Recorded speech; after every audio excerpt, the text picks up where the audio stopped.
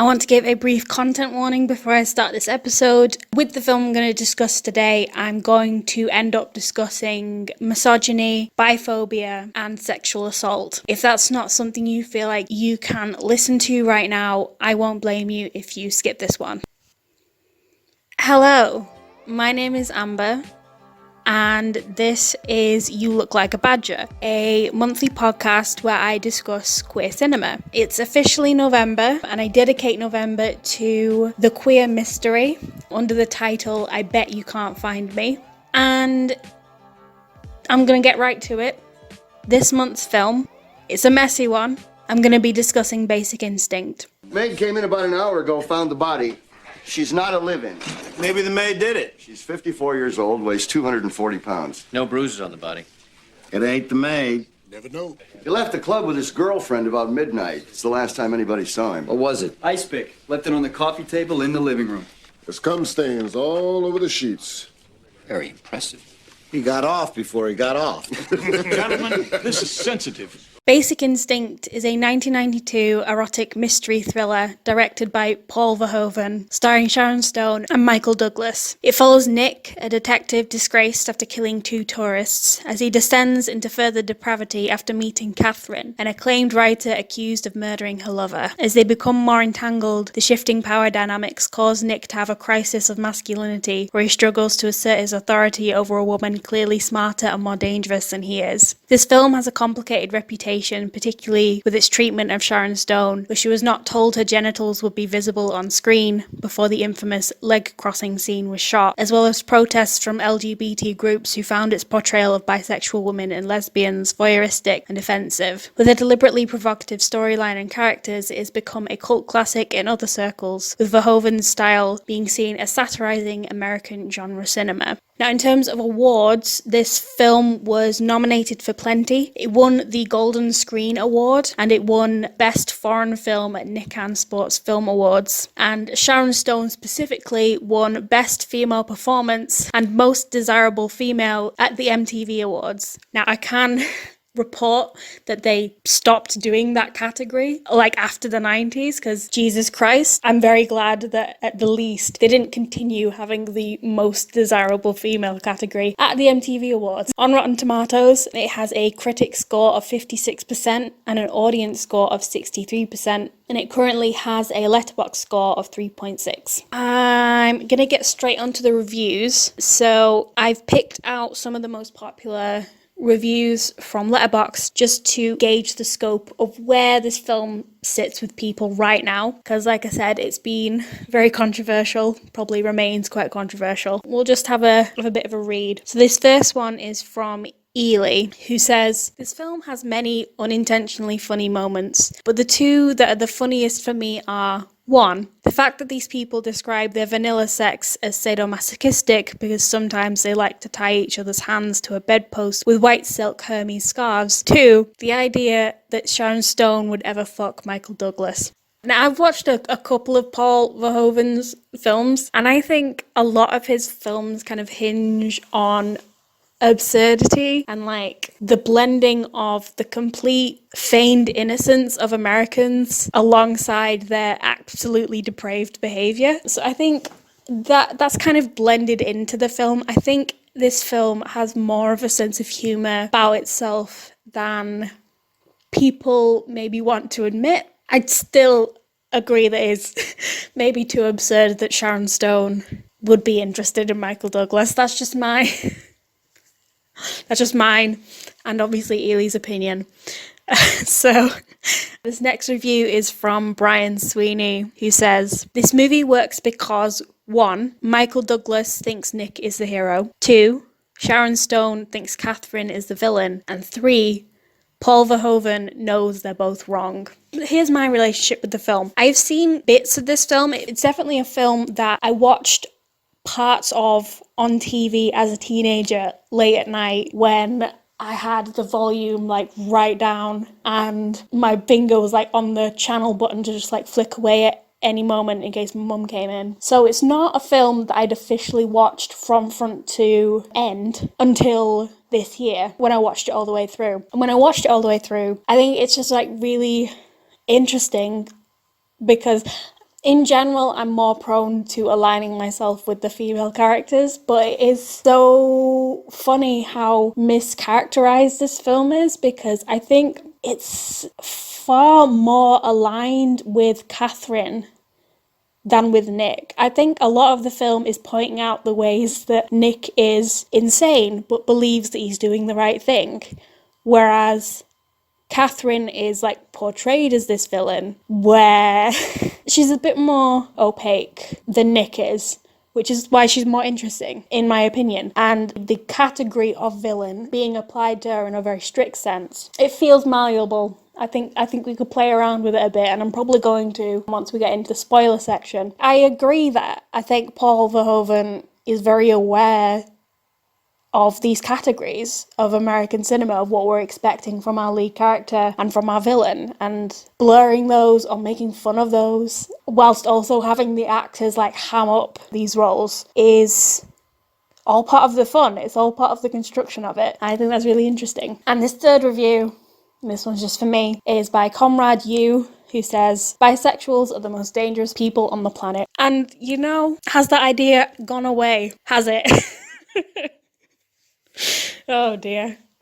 This is going to be a complicated episode, I can already tell, because I'm going to have to discuss the ways that I personally love Catherine Trammell, but I'm also going to have to discuss the ways that Paul Verhoeven has been kind of a pioneer in biphobia.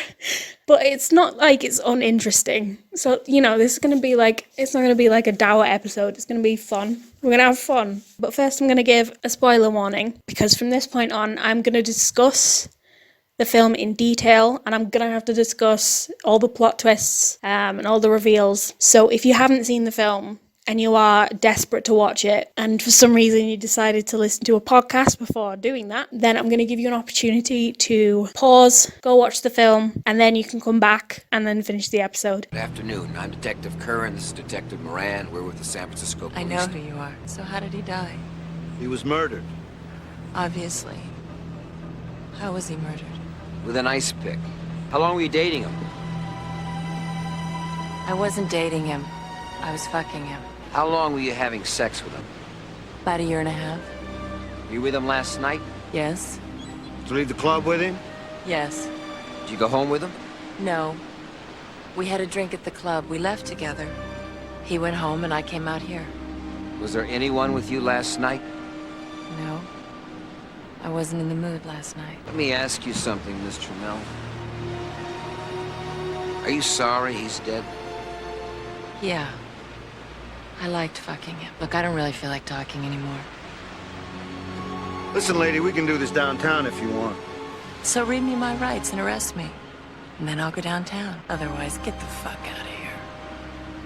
I'm going to start by talking about genre, mainly because this film kind of falls under what would be like a lost genre, kind of, mainly because discussing sex and violence simultaneously has become more and more taboo. There was a study I remember floating around on Twitter that was saying that Gen Z audiences don't want to see sex on screen. I haven't put it in my notes, so I can't quote it exactly, but basically, sex in mainstream cinema is far more absent than I guess it was in the 90s, where like the erotic thriller was a staple. So we have just a lot less of the parallels between intense sexual desire and murderous rage, and like the mystery element that combines the two. But in this film, you know, you've got all the trimmings. It's got kinky sex,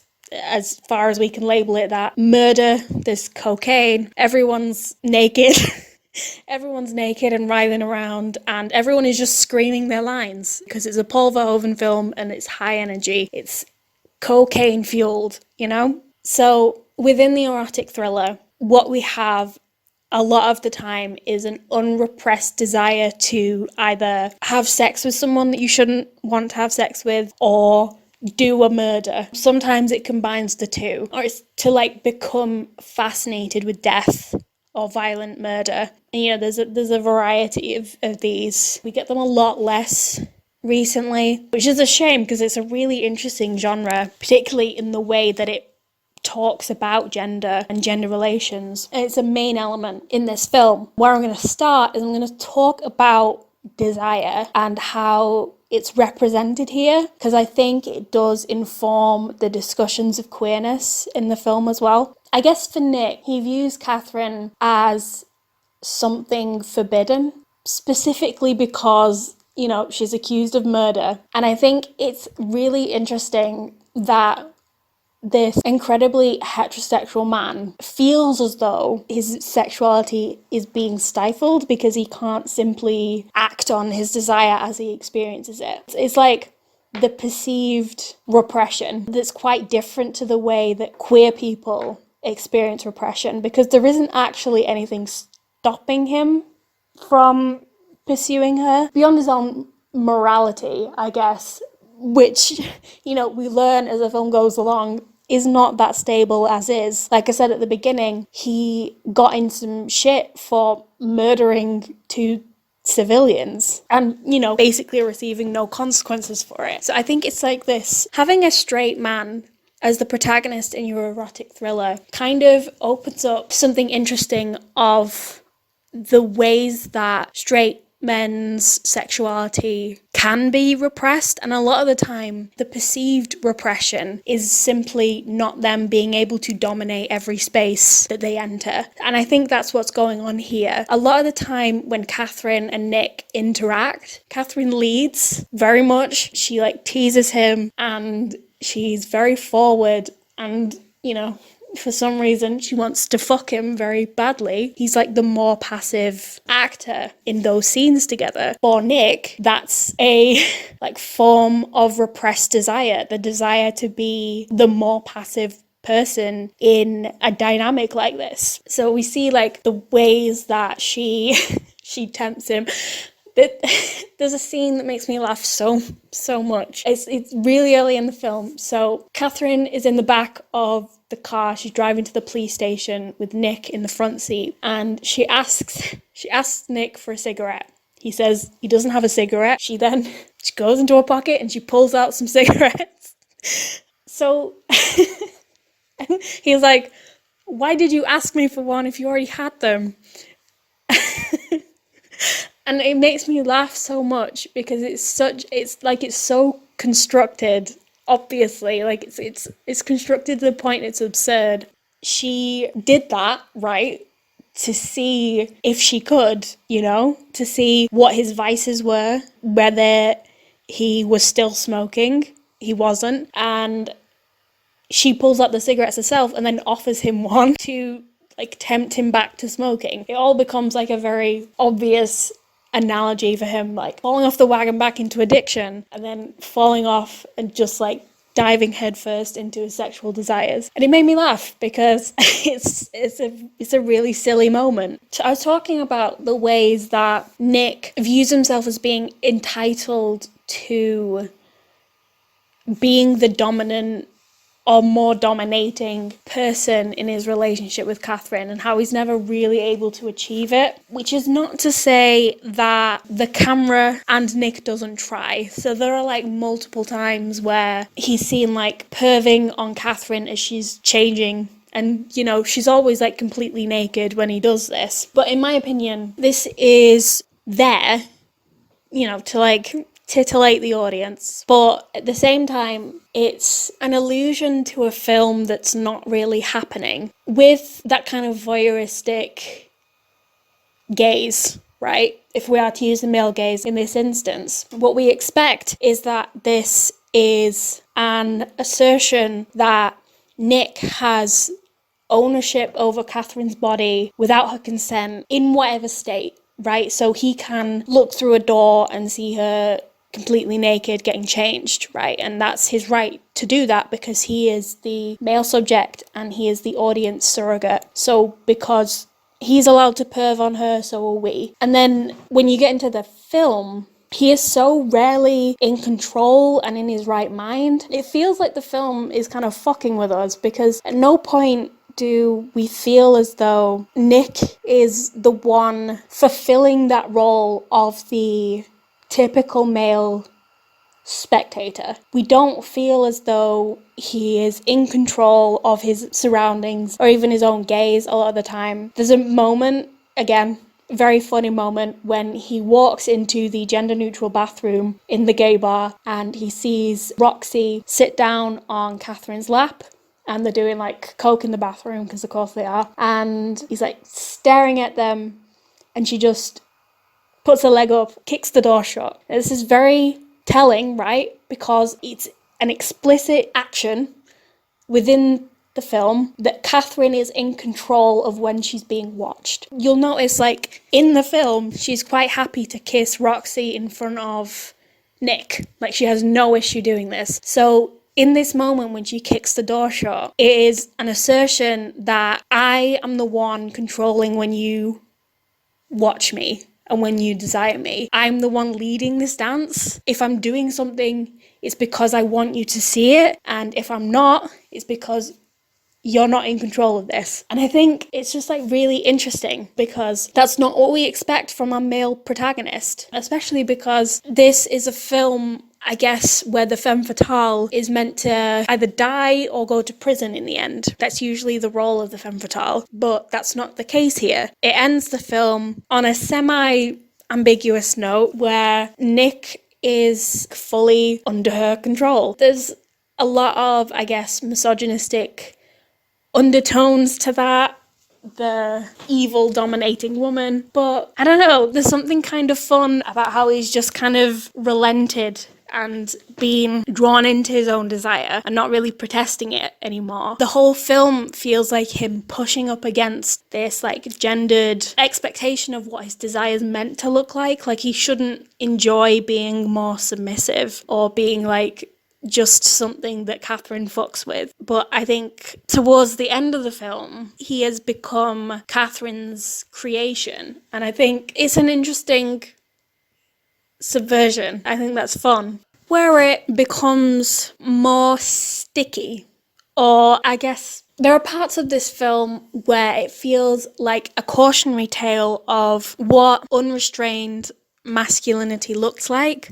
And there's a scene, and it's controversial. It's not the scene you're thinking of, where after, I guess, spending most of the day with Catherine and being very, like, tempted by her, being, like, quote-unquote worked up by Catherine, Nick goes to visit Beth, his on and off again girlfriend slash therapist, and he rapes her.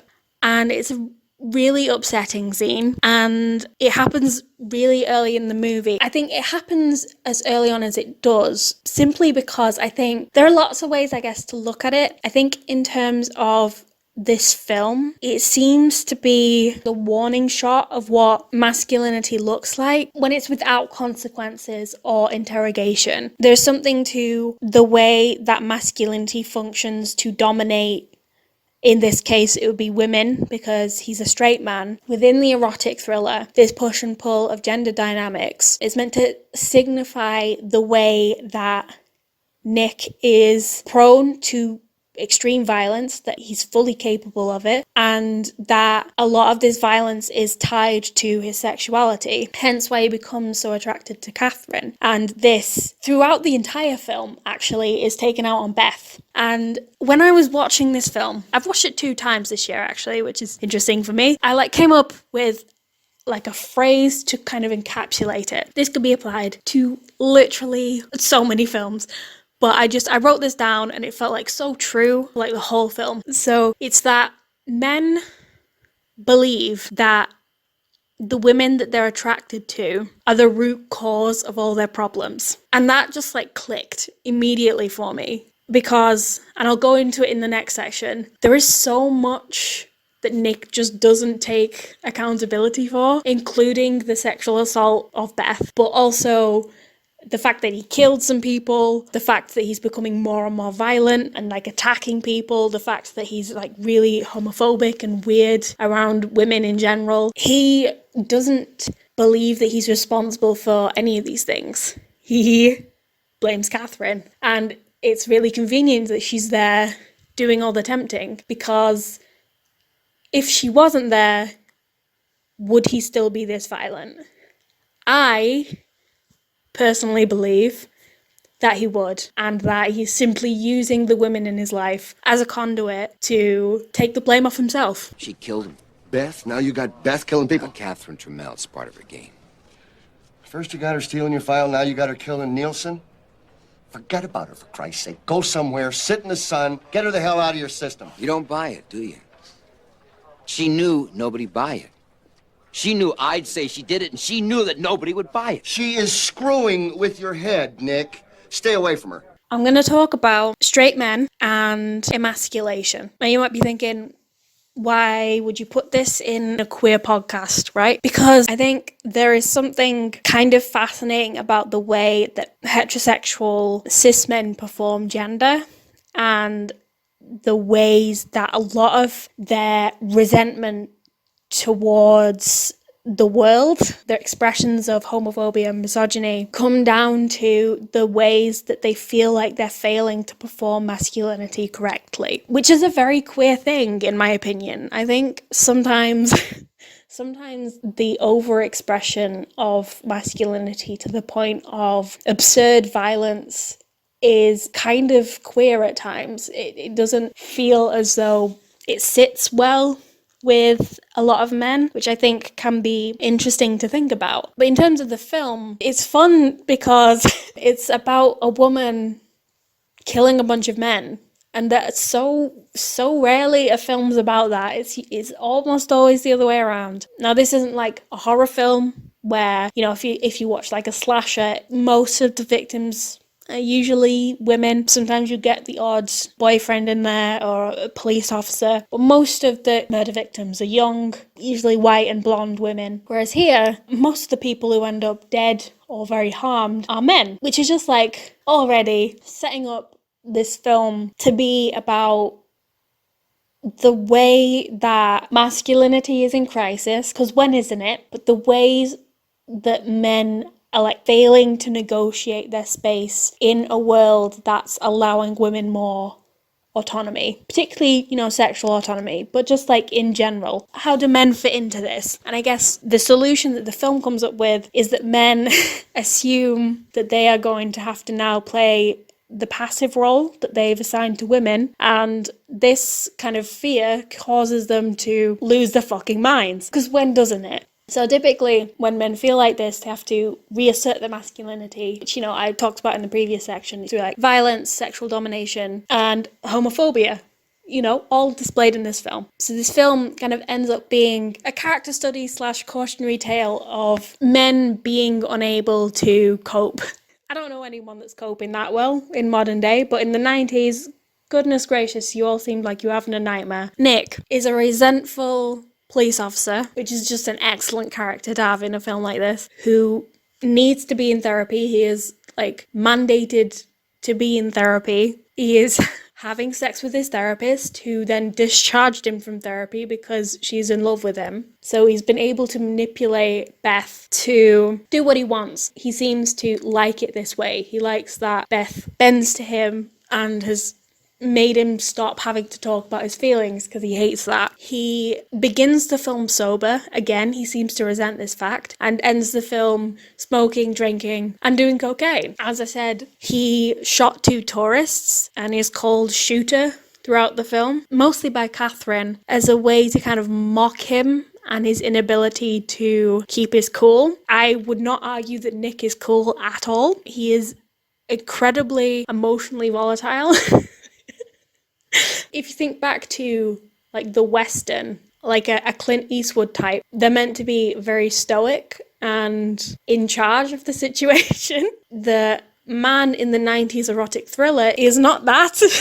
Very much not that, especially in a Paul Verhoeven film. Goodness gracious. He is filled with rage and ready to blow at any time. There are 2 instances where he starts a fight at work. If you look at like the context of the film, like really look at it, this really isn't over anything. And like his paranoia is so heightened. I think Paul Verhoeven is able to do just like a really good job at heightening the hysteria that he's experiencing, because the actual situation is that he believes that Catherine has killed her lover. She doesn't call him her boyfriend because he's not, which I think really does distress Nick. So he believes this, and on top of this, he's losing his mind because he's also attracted to her because it's Sharon Stone. He is scared and aroused, two of the quintessential human emotions, and because of this, he just goes on this journey of trying to prove that she's more evil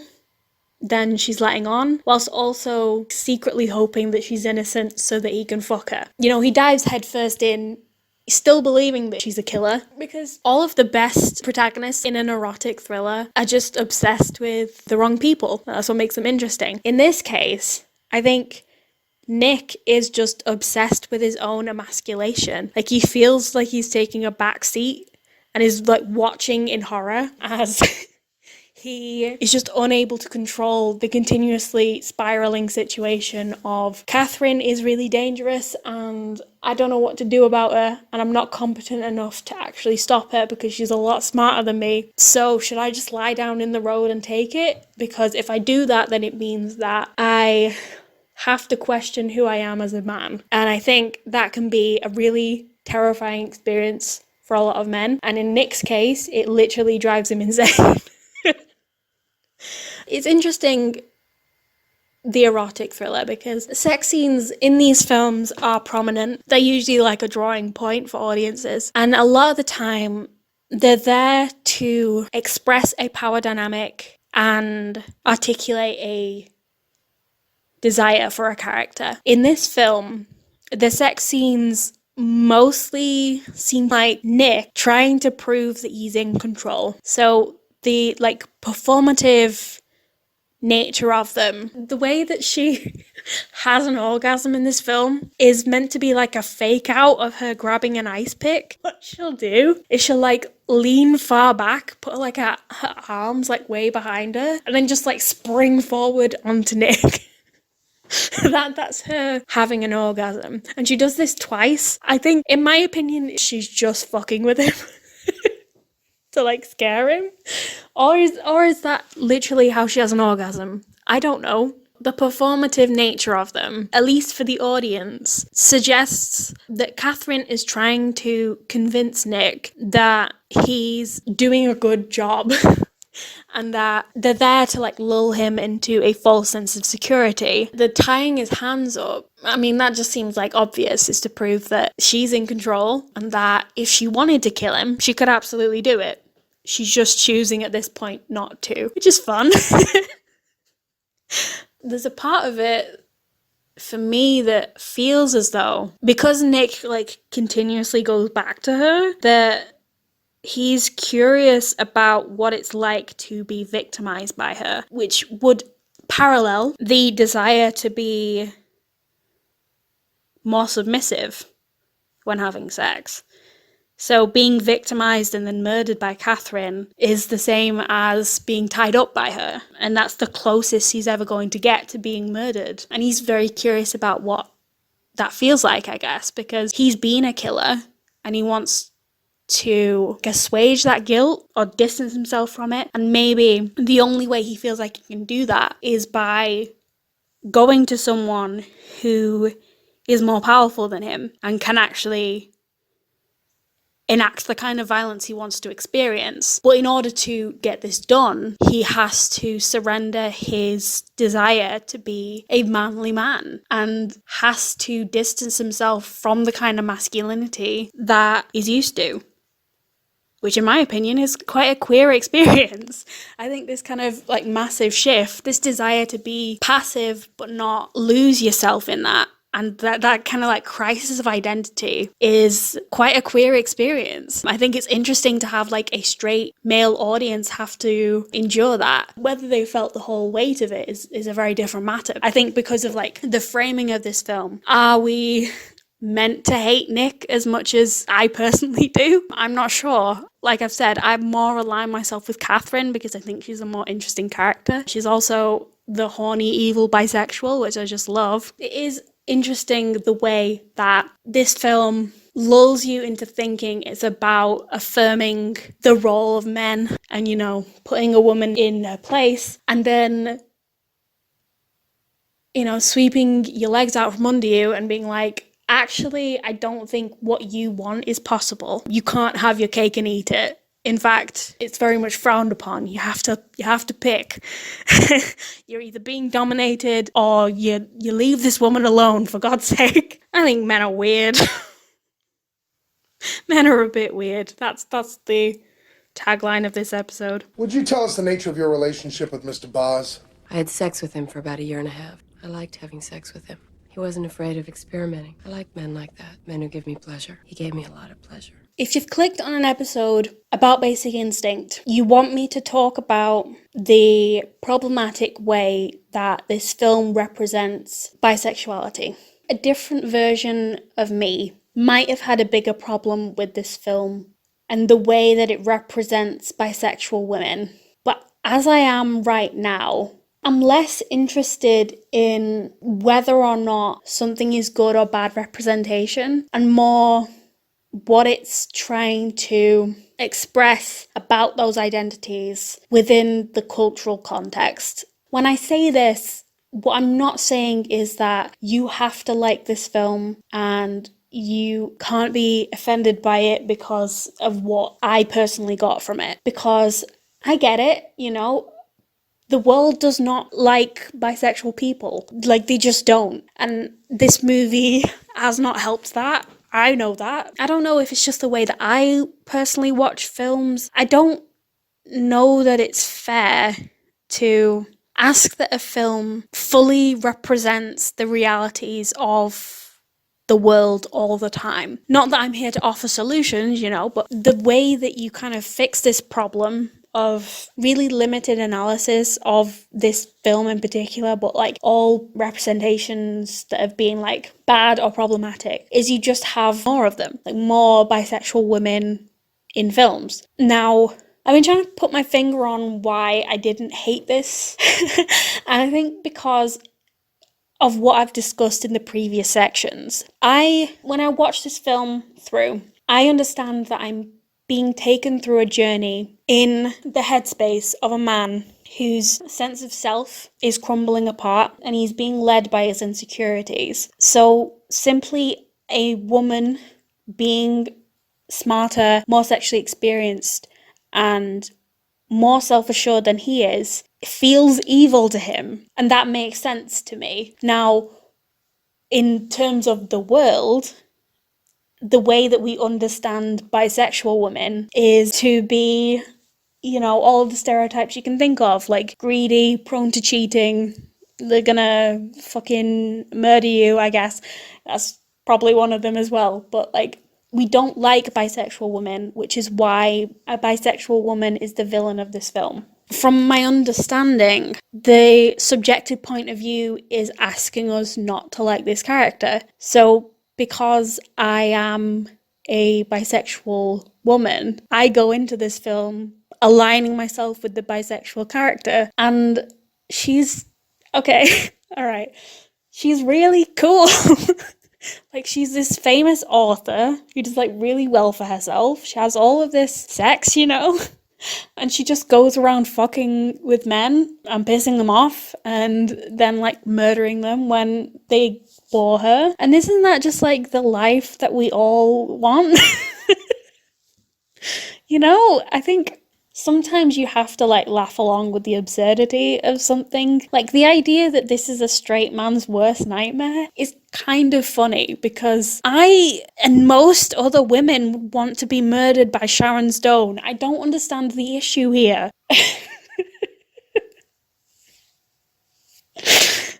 There is this idea within movies that bisexual people experiment because they are damaged or they're looking for monogamy and they haven't been able to find it, that there's something messed up in their minds that they have to explore with all genders. They have to just let themselves loose. They have to be hedonistic to cope with the fact that they are unstable. There are actually 3 explicitly queer characters in the film. So we have Catherine, Beth, and Roxy. So Catherine and Beth are both bisexual. Catherine's more open about it. Beth is more ashamed of it. Well, she says that it was something that she did once in college and that she was really ashamed of it, specifically, I guess, because Catherine ended up, like, stalking her. The ending of this film is kind of all over the place, and it's hard to, like, discern what the truth actually even is. Was Catherine stalking Beth? Was Beth stalking Catherine? Were they both stalking each other? Maybe they were both equally as insane and obsessed with one another that it just, like, tore them apart. Who knows? That is a prequel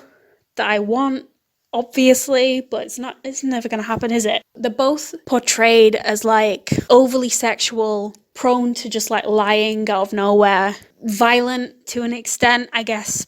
Beth less so, but she becomes more erratic as the film goes along. And, you know, I've read, when I was researching this, I've read stuff that says, like, it's meant to, like, mitigate the unethical behaviour of Nick. Comparatively, he's like a peach. But I don't know if that's true. In my opinion, it doesn't feel that true. I think it's more of what I was saying earlier, that I think a lot of men view, I'm talking in very binary terms, and I don't mean to, but I think just in terms of what this film is discussing, the gender binary is kind of useful in this discussion, because I think men kind of view the actions of women that they don't understand as erratic and crazy. So the portrayal of it here, to a very heightened degree, feels kind of apt. If more audiences were taught to question the subjective view of the film, in the way that I guess we are invited to question the, like, unreliable narrator in a novel, people would have a lot less issue with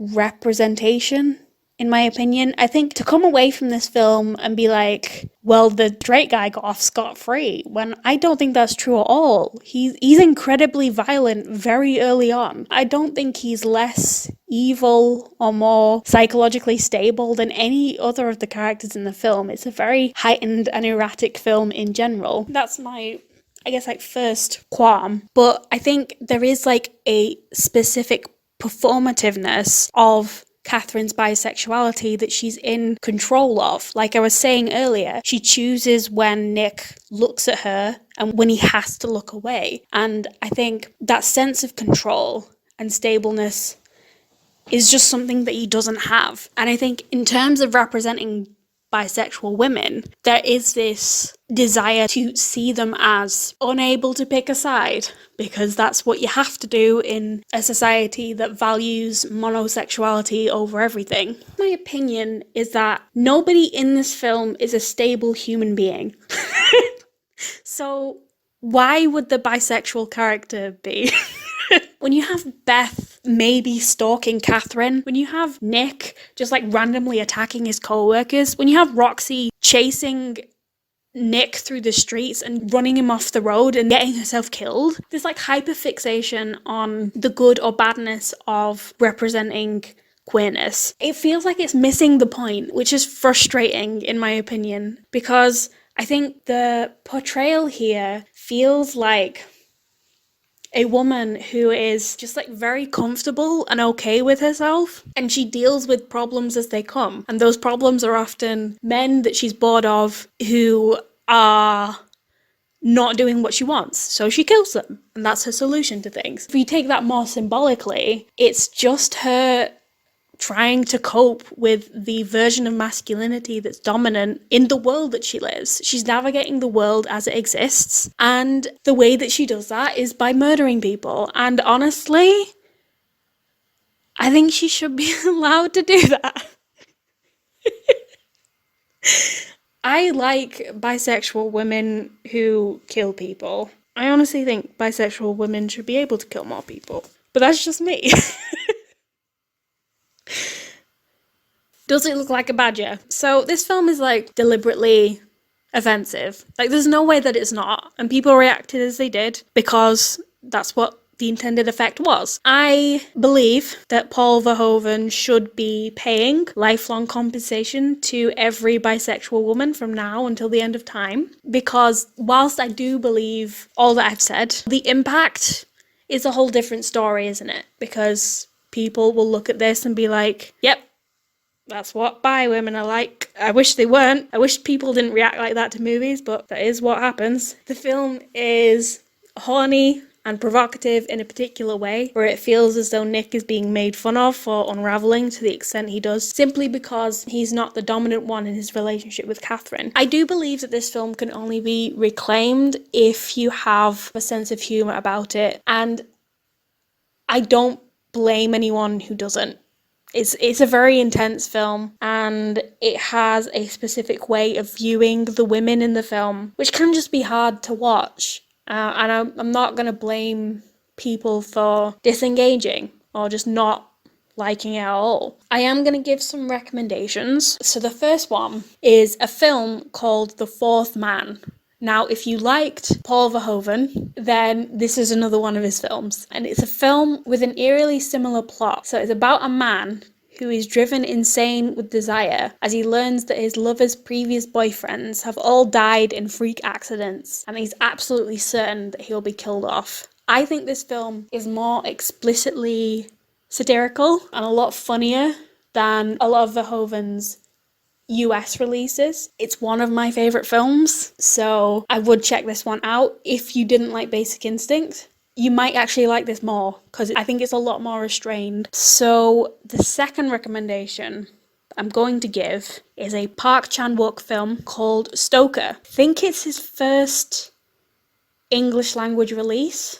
Don't quote me on that. But it's about a teenage girl grieving the recent death of her father, who becomes both repulsed and intensely intrigued by the sudden appearance of her uncle, who ends up staying at her house where she is absolutely convinced that he's up to no good. And with both of those, I'd like to thank you very much for listening. I'll be doing my next episode in December on queer holidays. If you'd like to stay updated, please make sure to follow me on Twitter at @LikeABadgerPod. You can also follow me on Spotify, YouTube and TikTok to find full episodes and teasers. If you'd like to see more of my work, you can find my writing at ambercanwalk.com. If you want to make a donation, you can donate to my coffee, which I'll put in the description. All of the research that I've done has been put in the description if you want to take a further look. I'm going to thank you again for listening, and I hope to see you in December. Bye!